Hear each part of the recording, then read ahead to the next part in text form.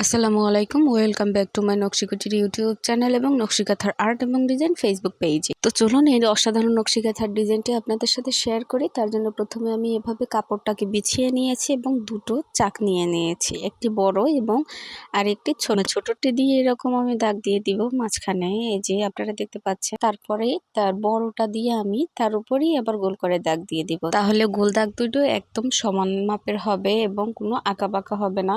এই যে দেখতে পাচ্ছেন মাঝখানে একটু ফাঁকা, তারপরে গোল গোল দাগ। তারপরে আমি পরবর্তীতে এটা দিয়ে আরো যতক্ষণ মাথা পর্যন্ত যাবে সে কয়টা আমি গোল দাগ দিয়ে দিব একদম মাঝখান বরাবর। তো আরেকটি ছোট চাক দিয়ে আমি এভাবে, আপনারা চাইলে এটা হাতেও করতে পারবেন, কিন্তু যদি আমি এই চাক দিয়ে করি তাহলে প্রত্যেকটা গোলগুলো এক মাপের হবে, যার জন্য আমি চাক দিয়ে পরবর্তীতে এখানে আমি পাতার মতো দেব, ভেতরে ফুল, এই জন্য আবার এরকম করে নিলাম। তারপরে এই যে আমার ফুলটা আমি এঁকে নিব।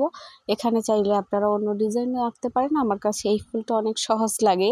এটার ভিতরে ভরাট দিলে তাহলে তো কাঁথা অন্যরকম হয়, আর সোজার ভিতর যদি ভরাট মোটেও না থাকে তাহলে কাঁথা তো একদম ভালো দেখা যায় না। টুকটাক ভরাট থাকলে তাহলে কাঁথাগুলো ভালো দেখা যায়। এই যে ভিতরে যে দাগগুলো, পাতাগুলো আমি এটা ভরাট দিব, উপরেরটা আমি সোজা সেলাই দিয়ে ভিতরের গুলো ভরাট দিয়ে দিব, তাহলে কাঁথাটার সৌন্দর্য অনেক অংশে বেড়ে যাবে।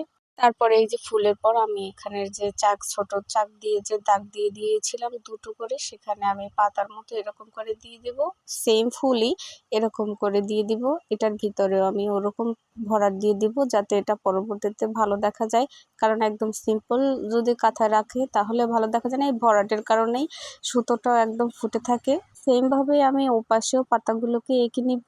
আপনারা যারা এই সুন্দর নকশি কাঁথাগুলো কালেক্ট করতে চান, আর্ট করা কিংবা সেলাই করাটা, তাহলে আমার ডিসক্রিপশন বক্সের হোয়াটসঅ্যাপ নাম্বারে যোগাযোগ করবেন, সেখান থেকে আপনারা যোগাযোগ করলে এই কাঁথাগুলো পেয়ে যাবে। ছোট বড় যে কোনো ধরনের কাঁথাই আমরা আর্ট করা এবং সেলাই করাটা দিয়ে থাকি। এই যে এভাবে করে আমার আর্ট করা শেষ, দুটো পাতাই এবং ফুলটা আমি এভাবে করে আর্ট করে নেব সেম।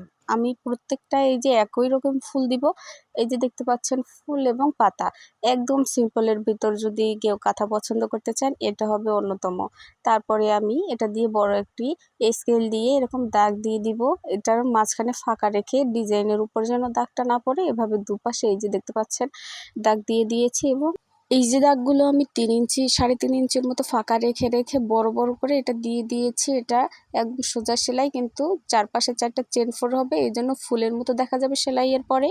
এতক্ষণ যারা সাথে ছিলেন তাদের সবাইকে অনেক অনেক ধন্যবাদ। যদি ভালো লাগে অবশ্যই একটি লাইক করে দিবেন এবং কমেন্টে জানাবেন কেমন হয়েছে, আর সাবস্ক্রাইব করতে ভুলবেন না এরকম নিত্য নতুন ভিডিও পেতে। সেলাইয়ের ভিডিও দেখতে আমার চ্যানেলে অবশ্যই চোখ রাখবেন এবং আপনাদের প্রত্যেকের প্রতিক্রিয়াই আমার কাজ করার অনুপ্রেরণা আরও বাড়িয়ে দেয়। ধন্যবাদ সবাইকে।